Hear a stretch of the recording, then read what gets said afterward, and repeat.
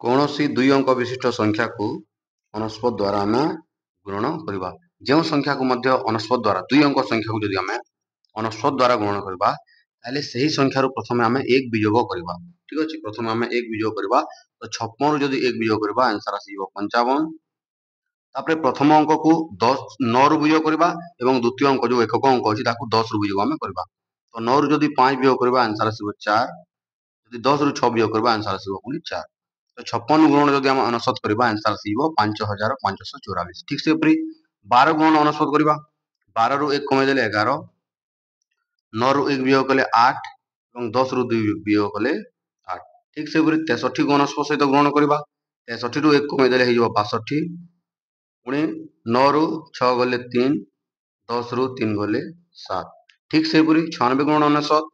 96ରୁ 1 କମେଇଦେବା 95, 9ରୁ 9 ଗଲେ 0 ଏବଂ 10ରୁ 6 ଗଲେ 4।